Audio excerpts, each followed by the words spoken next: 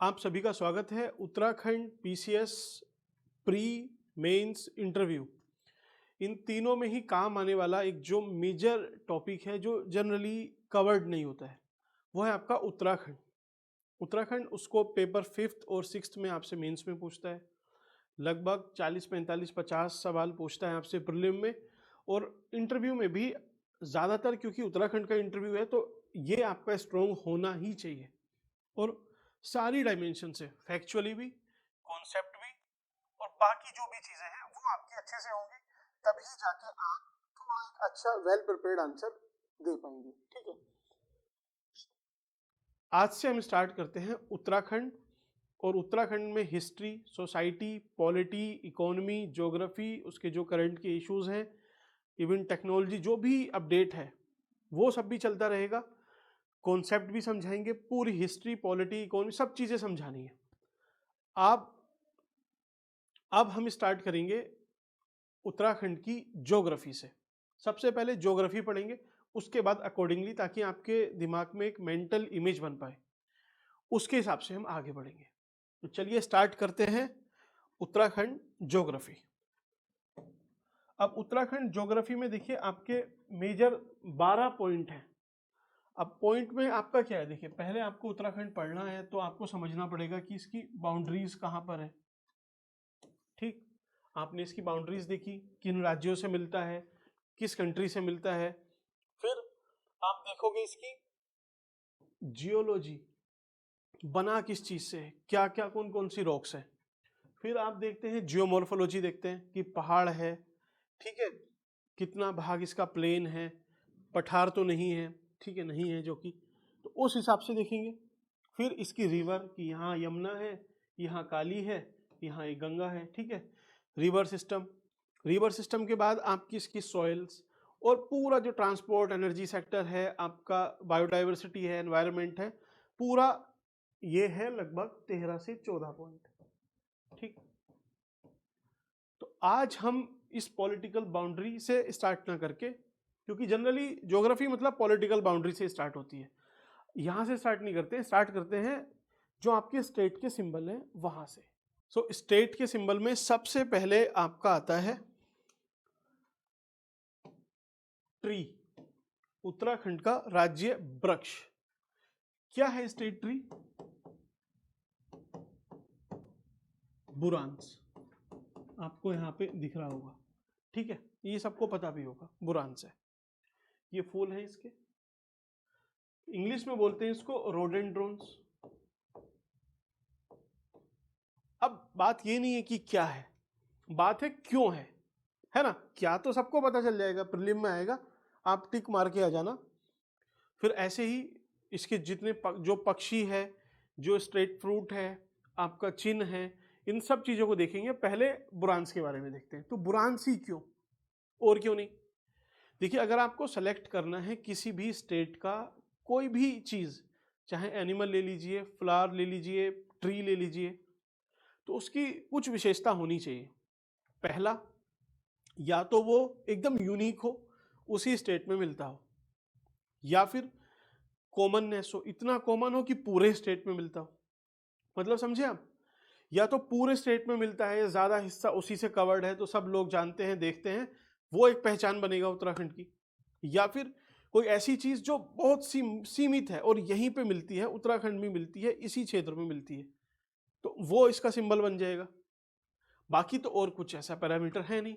तो पहला है क्यों है, तो वो है इसकी ज्योग्राफी।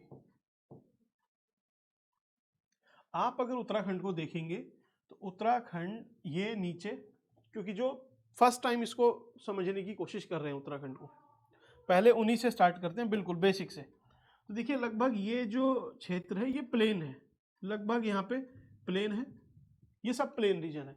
आपका हरिद्वार, देहरादून, आपका कोटद्वार, ठीक है, इधर उधम सिंह नगर, ये सब इसी में आता है, इसी रीजन में कवर्ड हो जाता है। इसके ऊपर है आपका पहाड़, ठीक है, ये पहाड़ है,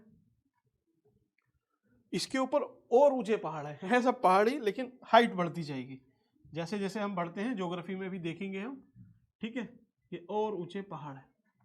ठीक, अब रोडेंड्रोन्स की जो एक विशेषता है कि ये लगभग 1500 मीटर से लगभग 3500 मीटर तक हाइट पे मिलता है। ये फैक्ट आपने एक अभी समझ लोगे, जब आप ज्योग्राफी पूरी पढ़ोगे तो एक आपको कुछ नहीं रटना पड़ेगा, कुछ भी नहीं। अब आप देखो उत्तराखंड की ना ज्यादातर पॉपुलेशन तो देखिए प्लेन रीजन में ही रहेगी, लेकिन जो पहाड़ी पॉपुलेशन है वो लगभग इस रीजन में ही रहती है, इस वाले रीजन में। इसको मैं आपको किसी और पेन से दिखाता हूँ। इस पॉपुलेशन यहाँ पे जो पहाड़ी पॉपुलेशन ज़्यादातर इस क्षेत्र में रहती है, क्योंकि देखिए ऊपर यहाँ पे पिथौरागढ़, उत्तरकाशी और चमोली, यहाँ पे एक्सट्रीम क्लाइमेट है ऊपर एकदम, तो वहाँ नहीं रहती ज़्यादातर पॉपुलेशन, क्योंकि यहाँ रहती है इस रीजन में रहती है, इस वाले रीजन में। तो एक ऑब्वियस चॉइस बन जाती है कि इस रीजन में जो भी पेड़ होगा, ठीक है, और सबसे ज्यादा होगा, उसी को हम स्टेट ट्री घोषित कर देंगे। तो पहली चीज हुई आपकी जो मिड ऑल्टीट्यूड है, मिड ऑल्टीट्यूड इस रीजन में ही मिलता है और यहाँ पे ही पहाड़ी पॉपुलेशन ज्यादा रहती है, तो एक ऑब्वियस चॉइस बन जाती है। फिर आप बोलोगे कि पॉपुलेशन तो यहाँ ज्यादा रहती है, तो यहाँ पे जो पेड़ होते हैं वो क्यों नहीं हो सकते? यहाँ पे देखिए कोई एक ऐसा कॉमन पेड़ नहीं है। आप अगर देखोगे तो यहाँ पे नीम मिल जाएगा आपको, आंवला, इस तरीके के पेड़ मिल जाएंगे।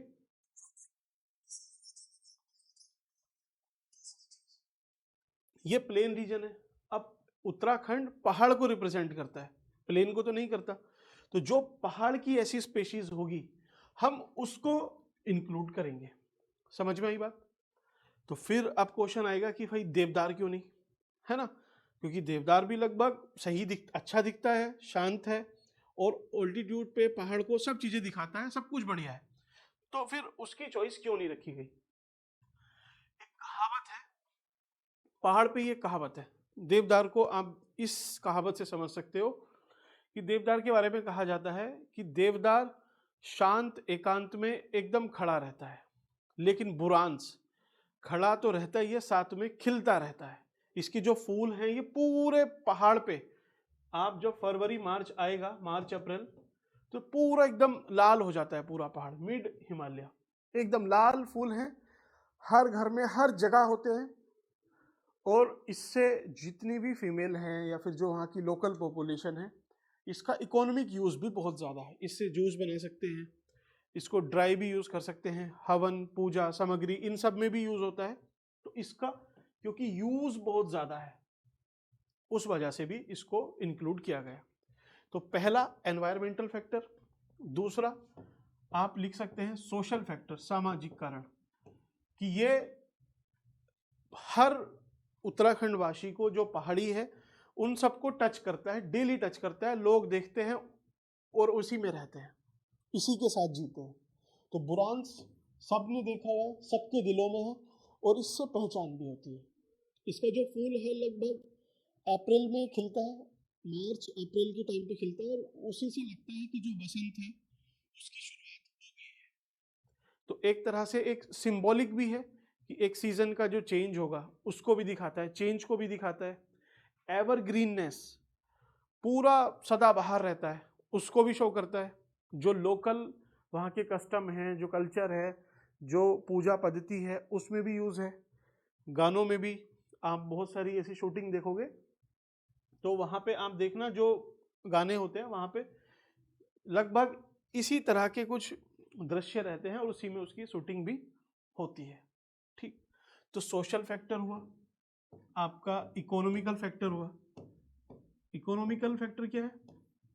क्योंकि देखिए इसका आप यूज कर पाते हो, इससे जूस बना जाते हो, शरबत बनता है और इसको एक तरह से प्रोसेस करके आप एक्सपोर्ट भी करते हो। जो टूरिस्ट आते हैं वो इससे बनी हुई चीजें लेके जाते हैं ऐसे सोवेनिर। ठीक, तो उसका यूज भी है, इकोनॉमिक यूज भी है, सोशल भी है, ज्योग्राफिकल भी है, और जो एक आपका एस्थेटिक है, जो सौंदर्य है, उसमें भी इसका मुकाबला और कोई पेड़ वहां पे नहीं करता। चीड़, पाइन, देवदार, ये सब पहाड़ पे रहते तो हैं लेकिन ये ना सीमांत कुछ क्षेत्रों में रहते हैं, ठीक है। ऊपर से इस पर्टिकुलर रीजन में भी मिल जाते हैं, मिड ऑल्टीट्यूड में भी मिलते हैं। लेकिन एक बात और कही जाती है कि जो देवदार है, चीड़ है, ठीक है, ये सब पहाड़ पे एक स्ट्रेंथ, एकांत, तपस्या उसको दर्शाते हैं, जबकि जो बुरांस है वो लोगों के दिल पे राज करता है। ऐसा समझ लो। पॉलिटिकली इसको अगर कनेक्ट करना हो तो, चलिए पॉलिटिकली नहीं कनेक्ट कर रहे हैं, सिंपल अगर आपसे पूछा जाए तो आप जवाब दे सकते हो क्यों है, क्योंकि ज्योग्राफिकली पॉपुलेशन वहां रहती है उस ऑल्टीट्यूड पे, ये है, ठीक है। सोशली भी इसका यूज है, इकोनॉमिक भी है, एस्थेटिक भी है, ठीक। इन सब वजह से इसको स्टेट ट्री माना गया है, ठीक। एनवायरमेंट में भी इसका यूज है। अगर एक पॉइंट आपको लिखना हो इसमें एनवायरमेंट का, एनवायरमेंटल क्या है, देखिए इसके जो ये फूल है तो ये पॉलिनेटर को अट्रैक्ट करते हैं, ठीक है। कीट पतंग आते हैं, इस पर बैठते हैं और उससे यहाँ की जो बायोडाइवर्सिटी है, जैव विविधता है, वो एनरिच होती है, वो बढ़ती है। तो उत्तराखंड की बायोडाइवर्सिटी भी इससे एक तरह से रिफ्लेक्ट होती है। तो अब आप आंसर दे दोगे ज्योग्राफिकली, क्योंकि पॉपुलेशन है इस हाइट पे और हमें पहाड़ को दिखाना था इसलिए रखा। सोशली भी, सामाजिक रूप से भी इसका यूज है, हमारे जो पूजा पद्धति है, ठीक है, फीमेल है उनके लिए एक तरह से मेन सोर्स भी रहता है, इकोनॉमिक यूज भी है इसका, एस्थेटिक भी है, एनवायरमेंटली भी ये वहाँ की बायोडाइवर्सिटी को दिखाता है। तो अब आपको एटलीस्ट प्री में दिक्कत नहीं होगी याद रखने में क्या है। मेंस में तो इसमें शायद ही पूछा जाएगा, नहीं पूछा जाएगा, हाँ कहीं पे इसको कोट कर सकते हो आप, इंटरव्यू में पूछा जाएगा। तो सीधा सीधा एक ये है कि क्या है आपका और क्यों है, तो वो आपने समझाया। फिर एक काउंटर भी आ सकता है कि भाई यही क्यों है, चीड़ है, देवदार है, वो क्यों नहीं है, नीम है, आंवला है, या फिर जो प्लेन रीजन में मिलते हैं वो क्यों नहीं है। तो वो भी आपको पता चला, क्योंकि भाई उत्तराखंड पहाड़ को रिप्रेजेंट करता है, इसलिए पहाड़ी कोई ऐसा ट्री जो पहाड़ पे मिलता है उसको हम सिंबल बनाएंगे, ठीक। तो ये पहला जो फैक्ट है आपकी क्लियर हुआ। इसी तरीके से हम आगे बढ़ेंगे, जैसे मस्क, डियर, इन सब पे अभी आएंगे। तो यहां तक बात क्लियर है, आराम से पॉज करो इसको, जो लिखना है लिखो। नोट्स अगर आप बोलोगे तो चलिए नोट्स भी आपको दे देंगे, अदरवाइज सारी चीजें यहीं पे याद कर लो। इसी क्रोनोलॉजी में हम चलेंगे कि आपको सोचना है ज्योग्राफिकली, सोशली, आपका इकोनॉमिकल, एस्थेटिक, एनवायरमेंटल, कुछ और भी अगर आप ऐड करना चाहें तो। इवन मैं तो बोलता हूँ आपसे, अगर वो मेंस में भी पूछ लेगा ना, आप इस पे पूरा आंसर लिख के आ जाओगे।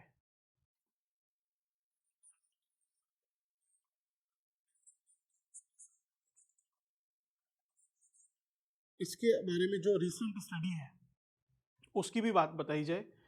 अभी एक स्टडी हुई थी कि लगभग जो नैनीताल उसके ऊपर वाला रीजन है वहाँ पे जो बुरांस के पेड़ है वो देखे गए कि जनवरी में ही वहाँ पे फूल आने या खिलने स्टार्ट हो गए।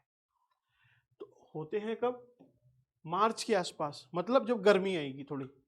लेकिन अगर ये जनवरी में ही खिलने स्टार्ट हो गए, इसका मतलब कि जो गर्मी मार्च में थी वो लगभग गर्मी पौधे फील कर रहे हैं कि जनवरी में ही है और ये सब खिल जा रहे हैं।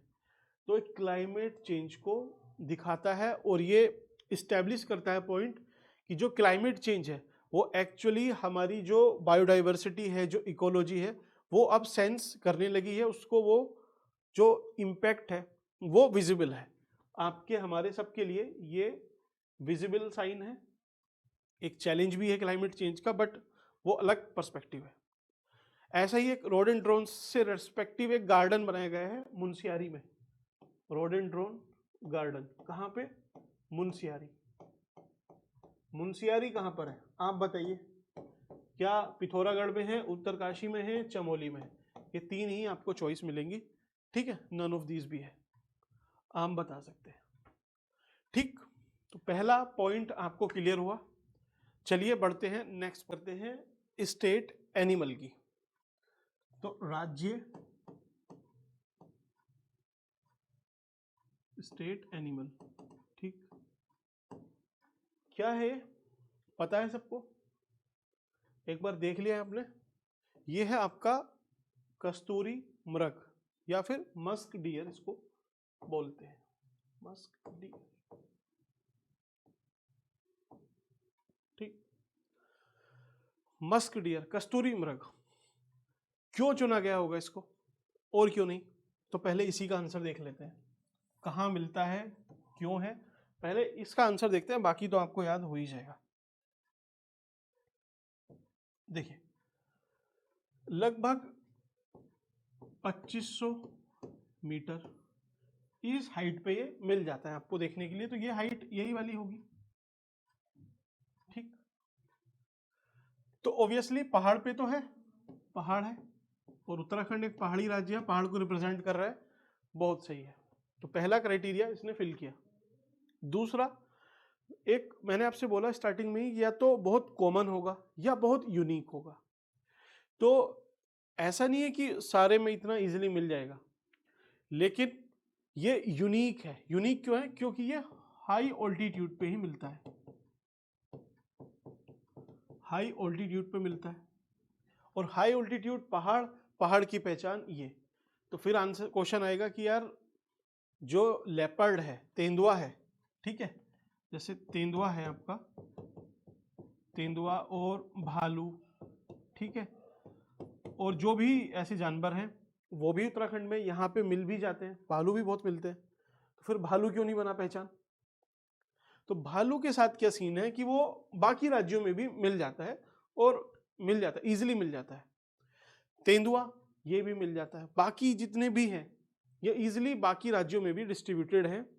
तो हमें पहला क्राइटेरिया तो पहाड़ को रिप्रेजेंट करना है, वो चाहिए। दूसरा, यूनिकनेस होनी चाहिए, भाई यूनिक है, पहाड़ का ही है। और तीसरा, आप समझो फॉरेस्ट, उत्तराखंड मतलब वन, 86% पहाड़ी एरिया है, ज्यादातर उसमें वन है, तो वनों का है एक इंडिकेटर है कस्तूरी मृग, क्योंकि जहां पे अच्छे वन हैं वहीं पे इनकी पॉपुलेशन ज्यादा है। ऐसा क्यों, एक कहानी भी चलती है उत्तराखंड में कि देवताओं ने जंगल से कहा कि तुम्हारी शांति में एक सुगंध भी होनी चाहिए, और उस सुगंध के लिए उन्होंने इस जीव को बनाया जिसका नाम कस्तूरी मृग था। और जो मेल मस्क होता है,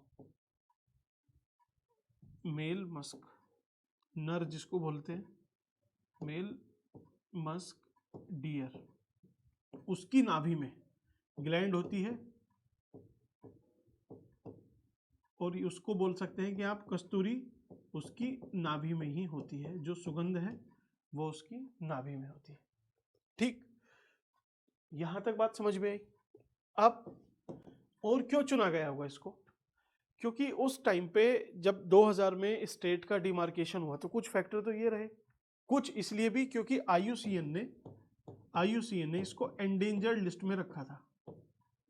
अब एंडेंजर्ड क्यों रखेगा, तो क्योंकि आपको मैंने एक हिप्पो अप्रोच बताई होगी, नहीं बताई है जो पहली बार देख रहे हैं, हिप्पो याद रखना, हिप्पोक हो गया अभी, HIPPOC, हिप्पोक। जब भी biodiversity, animal, wild life, flora, fauna, इस पे पूछे, इवन बायोडाइवर्सिटी में पूछे, इसको याद रखना। H का मतलब है हैबिटाट डिस्ट्रक्शन, जो उसका हैबिटाट है, जो क्षेत्र है, वो अगर कम हो जाएगा। I से है इन्वेजिव एलियन स्पेशीज, मतलब कोई बाहरी प्रजाति अगर आ जाएगी उसकी वजह से। तीसरा, पोल्यूशन मतलब प्रदूषण, अगर कहीं पे प्रदूषण हो जाएगा उससे बायोडाइवर्सिटी को लॉस होता है। अगला P है पोचिंग, पोचिंग मतलब शिकार, अगर वहाँ पे शिकार ज़्यादा है तब वहाँ की ये ख़त्म हो जाएगी। O से है ओवर एक्सप्लॉइटेशन, अगर आप वहाँ का ज़्यादा दोहन कर लोगे किसी चीज़ का, उससे हो जाएगा। और लास्ट है C मतलब क्लाइमेट चेंज।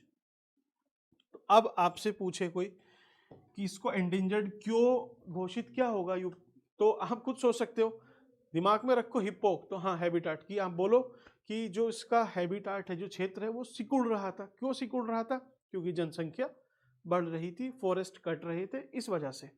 चलिए, दूसरा, इन्वेजिव एलियन स्पीसीज, कोई बाहर से ऐसी प्रजाति आई नहीं, तो इसको मन ही मन में साइलेंटली पी जाना बात को। अगला बोल देना पोल्यूशन, प्रदूषण की वजह से। उसके बाद क्लाइमेट चेंज, शिकार भी होता है, ठीक है। और वहाँ की जो ओवर एक्सप्लॉयटेशन है रिसोर्सेज का, संसाधनों को जब आप उसका दोहन करते हो, माइनिंग कर रहे हो, ब्लास्टिंग कर रहे हो, तो उस वजह से भी इनको परेशानी थी और ये निकल के बाहर आने लगे, मरने लगे, मैन एनिमल कॉन्फ्लिक्ट भी हुई और उस वजह से ये खत्म तो नहीं, कम हो गए। तो इसी वजह से इसको सेलेक्ट किया होगा, ठीक। तो याद रहेगा आपको क्यों किया, क्या चीज़ होती है, और इसके बैकग्राउंड की जो इन्फॉर्मेशन है वो भी आपको समझ में आ गई होगी, ठीक। तो ये उत्तराखंड की यूनिकनेस का एक तरह से प्रतीक है, ठीक। बाकी तेंदुए, भालू ये क्यों नहीं है वो भी आपने समझा, और जहाँ पे ज़्यादा वन है वहीं पे ये मिलता है, पॉपुलेशन भी यहीं पे ज़्यादा, तो इस चीज़ को आप समझ गए। तो यहाँ तक बात, ये दूसरा फैक्ट है, ये एक लाइन में बोल के निकला जा सकता है यहाँ से, लेकिन आपको अगर ये क्लियर हुआ है तब हम आगे बढ़े, ठीक। नेक्स्ट है आपका मोनाल। मोनाल क्या है? आपका राज्य पक्षी है, स्टेट बर्ड है क्या, मोनाल। इसका दूसरा नाम है हिमालयन पीकॉक। हिमालयन मतलब पहाड़ पे है, हिमालय में मिलता है, और पीकॉक ये मोर की तरह है, क्योंकि प्लेन एरिया में सब में मोर पाया जाता है और उसको शुभ भी मानते हैं, ऐसे ही इसको भी उतना ही शुभ माना जाता है। और ये पहाड़ पे एकदम मोर का पूरा सब्स्टिट्यूट रहता है, ठीक है। मोर क्यों? देखिए ये अलग रंग है, ये अलग रंग है, नीला है, ये सब डिफरेंट डिफरेंट कलर इसको मिलके बनाते हैं, इसके जो ये पंख है, और उसी वजह से इसके लिए भी एक खतरा बन के आता है कि इसका शिकार इन्हीं वजह से होता है, इसके पंख की वजह से। दूसरा, पंख की वजह से इसका शिकार है, लेकिन इसको रेनबो स्पीशीज भी बोलते हैं। रेनबो आप जानते हैं, इंद्रधनुष, तो इंद्रधनुष स्पीशीज भी बोलते हैं। क्यों रेनबो? क्योंकि ये एक तरह से रिप्रेजेंट करता है डिफरेंट डिफरेंट कलर्स को। और हिमालयन पीकॉक क्यों बोलते हैं? क्योंकि ये पीकॉक की तरह ही लगभग वैसे दिखता है, ऑल्दो वैसी चीजें तो इसमें नहीं है, लेकिन हाँ हिमालय में एक यूनिकनेस रिप्रेजेंट करता है। तो इसका जो क्राइटेरिया सिलेक्शन का रहा होगा वो यूनिकनेस ऑब्वियस चॉइस है। दूसरा जो मेन फैक्टर रहा होगा या है भी, वो है इसका इंडिकेटर स्पीशीज होना।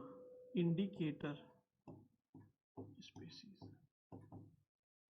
मतलब क्या है कि जैसे कहीं बर्फबारी होने वाली है, कहीं बारिश होने वाली है, या फिर मॉनसून चेंज होने वाला है, तो ये इस थोड़ा सा ये पहले ही उसको भाप लेता है या इसको एहसास हो जाता है उस चीज़ का, और ये वहाँ से मूव कर जाता है।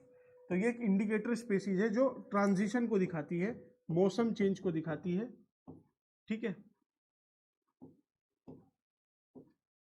वेदर चेंज, क्लाइमेट चेंज नहीं, वेदर। क्लाइमेट 30 साल में होती है कम से कम चेंज, ठीक।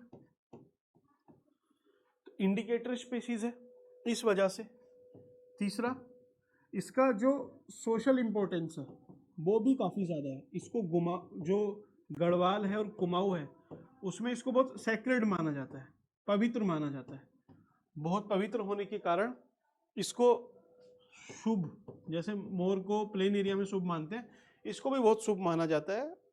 इस वजह से इसका एक सोशल या रिलीजियस इंपॉर्टेंस भी है।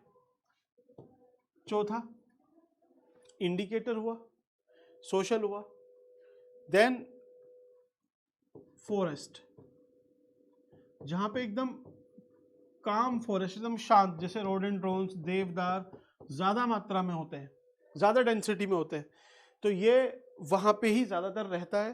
तो एक तरह से ये आपको फिर से इंडिकेट कर रहा है, या फिर एक फ्लैगशिप स्पीशीज है जो दर्शाता है, जो आपको बताता है कि हाँ यहाँ का जो हैबिटाट है वो कैसा है। लेकिन इसके साथ जो खतरा है ना, कि जैसे खाने के लिए नीचे आता है, मीन्स जमीन पे आता है, तो इसका शिकार बहुत हो जाता है, ठीक। उसकी वजह से इसकी पॉपुलेशन कम होने लगी, और उन्हीं वजह से कि हमारे कंजर्वेशन एफर्ट थोड़े से और अच्छे हो पाए, इसको हमने स्टेट वर्ड के रूप में घोषित किया। इसका बहुत इंपॉर्टेंस भी है, इकोनॉमिक इंपॉर्टेंस भी है। इकोनॉमिक अगर आपको लिखना है या फिर सोचना है तो ये आपका उत्तराखंड है। उत्तराखंड के जो यहाँ पे जैसे केदारनाथ वाइल्ड लाइफ सेंचुरी है, ठीक है, केदारनाथ ऊपर गंगोत्री में है, यहाँ पर है, इस एरिया में जो बर्ड वॉचर्स हैं, जो पक्षी प्रेमी हैं, वो देखने के लिए जाते हैं, उससे टूरिज्म बढ़ता है और उत्तराखंड को एक इंटरनेशनल रिकॉग्निशन या पहचान मिलती है। ठीक, आएंगे टूरिस्ट आएंगे तो पैसे भी कुछ ना कुछ यहाँ पे खर्च करके ही जाएंगे, तो इकोनॉमिक भी है, सोशल भी है, एनवायरमेंटल भी है, ट्रांजिशन दिखा रहा है, इंडिकेटर भी है, और इसकी एक यूनिकनेस भी है। तो ये 5 पॉइंट अगर आपको पता है तो आप अपनी बात को थोड़ा स्टैब्लिश तरीके से कह पाओगे कि हाँ क्यों इसको किया होगा। ठीक है, यहाँ तक बात समझ में। अब चलिए, क्योंकि ये वन वे कम्युनिकेशन है, टू वे नहीं है, इसको देखेंगे कि हम लाइव भी रख सकते हैं क्या। तो अभी इसके बाद देखिए, सारी ये आपको स्टेट के जो सिंबल है वो कराने के बाद पंचबद्री, पंच केदार, गंगोत्री, यमुनोत्री, जो 4 धाम है वो, और जो पंच केदार, पंचबद्री और जो आपके प्रयाग है, उन सबको भी समझाना है। आमतौर पे आप सब लोग पढ़ते हो कि पंचबद्री ये सब है, ठीक है, या पंच केदार यहाँ पर है, यहाँ पर है, या फिर सबसे कॉमन कि पंच प्रयाग, देव प्रयाग, कर्ण प्रयाग, विष्णु प्रयाग, ये सब है। लेकिन क्यों है ये, आपने अगर इसका आंसर आपको पता है तो फिर ठीक है, सिंपल सा ये वाला आंसर नहीं कि 2 स्ट्रीम मिल जाती हैं आके उसको प्रयाग बोल देते हैं, और उससे ज़्यादा मिल जाए तो प्रयागराज हो जाएगा जैसे इलाहाबाद। ये तो कॉमन सा, ये मतलब ऐसा नहीं है, इसमें कुछ आपका आंसर नहीं है। आंसर मतलब सॉलिड आंसर, वाई, या फिर चलिए अब आपके लिए थोड़े क्वेश्चन में ड्रॉप कर देता हूं। आप देखो अलकनंदा आती है, ठीक है, इनमें जब मिल जाती है यहाँ पे भागीरथी तो इनका नाम बदल के गंगा हो जाता है देवप्रयाग में, ये सबको पता है। क्यों होता है आगे ही भाई, जैसे अलकनंदा में मंदाकिनी मिलती हैं, मंदाकिनी, तो उसके बाद तो नाम चेंज नहीं होता, तब तो अलकनंदा ही रहता है। फिर उसके पहले भी रिवर मिलती है, धौली गंगा मिलती है, पिंडर मिलती है, तभी भी नाम नहीं चेंज होता। तो क्या फैक्टर है, ठीक है, यहाँ पे ही क्यों होता है नाम चेंज। फिर नीचे हरिद्वार में उतर के कुंभ लगता है, तो कुंभ एक तो माइथोलॉजिकल स्टोरी है कि जो अमृत की 4 बूंदें गिरी तो वो नासिक में, उज्जैन में, हरिद्वार में, प्रयागराज में, उस वजह से लगता है, वो एक बात है। ठीक है, कोई और भी है क्या फैक्टर, ठीक है, दूसरा फैक्टर भी है क्या, कोई किसी ट्रांजिशन को दिखाती है क्या कि पहाड़ से प्लेन, मीन्स अभी उस पर बात करेंगे हम। तो इन सबको पहले स्टेट सिंबल को आराम से एक बार, चाहे थोड़ा सा देखिए लंबी रही वीडियो है, बट मेन पर्पस ऐसा नहीं कि आपको बोर करना है, इसको ज़्यादा लंबी खींच खींच के चबा चबा के बात बोलनी है। बात ये कि आप एक बार समझ लो, फिर उसके बाद आपको ज़रूरत ना पड़े, आप खुद से ही दिमाग में सोच लोगे कि क्यों है, मीन्स है तो, लेकिन क्यों है। प्री में पूछे, मेंस में पूछे, आपसे इंटरव्यू में कहीं भी पूछ ले, इन जनरल भी आपको इन्फॉर्मेशन इसकी थोड़ी सी हेल्पफुल रहेगी। तो एक तो ये है, इसी तरीके से पहले सिंबल करेंगे, फिर इसकी पूरी जियोमॉर्फोलॉजी देखेंगे कि क्या स्ट्रक्चर है, और उसको एकदम सिंपल, पहले सिंपल लैंग्वेज में समझना, फिर लिखने का स्ट्रक्चर देखना, और कोई पूछ भी ले इंटरव्यू में तो उसको आंसर देने का भी एक स्ट्रक्चर रहेगा। ठीक, ऐसे ही रिवर में इसकी रिवर सिस्टम, उन सब पे बात करेंगे। फिलहाल आप पहले मुझे इस पे फीडबैक दीजिए कि क्या हमें इसको ऐसे ही रखना है। हाँ, जैसे ही एक चैप्टर आपका पूरा होता है तो उसमें फिर हम आपको प्री के जो क्वेश्चन पूछे होंगे यहाँ से, और जो मेंस के होंगे वो भी कराएंगे, साथ में सोल्व भी कराएंगे, ताकि आपको एटलीस्ट स्टार्टिंग से ही वो ऐसी हैबिट हो जाए कि पेपर 5th 6th बिल्कुल भी चैलेंज नहीं लगे।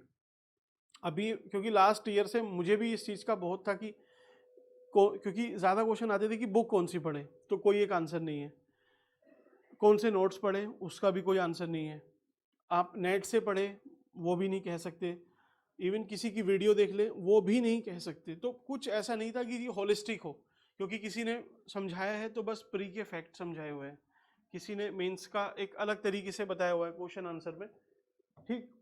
तो उससे भी कम टाइम के लिए तो ठीक है वो, लेकिन जब आपके पास टाइम है तो आप फिर रिस्क क्यों लेना, एक बार समझ लो, इंटरव्यू में भी हेल्प करेगा। तो उस हिसाब से इसको कॉम्प्रिहेंसिव बनाएंगे, इतना कि फिर आपको कुछ ज़रूरत नहीं पड़ेगी किसी भी बुक की, नोट्स की, वीडियो की। बस आपको इसमें फीडबैक देने हैं ताकि मैं और ज़्यादा इसमें जो भी चीज़ें आपको लगता है कि हाँ सर ये चीज़ इसमें रह गई है, तो वो आप बोल देना मेरे को, इसमें और ऐड करके, और फिर इसको और कॉम्प्रिहेंसिव बनाया जाएगा। ऑल्दो अपनी साइड से तो मैं इसमें कुछ ऐसा नहीं है कि छोड़ दूंगा, फिर भी अगर आपको लगता है तो आप मेंशन जरूर करना, पॉजिटिव फीडबैक या निगेटिव आपको मेंशन जरूर करना है, ठीक है, क्योंकि फिर उसी से मुझे पता चलेगा कि एटलीस्ट क्या चल रहा है, या आप इससे कनेक्ट कर पा रहे हो इस तरीके से, तभी फिर मैं इसमें आगे बढ़ूंगा, अदरवाइज फिर कुछ और मोड चेंज करेंगे। वैसे मेरे हिसाब से तो आपको ये सुटेबल रहेगा और बिल्कुल काम आएगा। तो चलिए मिलते हैं नेक्स्ट वीडियो में। वीडियो पसंद आई हो तो आप लाइक कर सकते हैं। Thank you.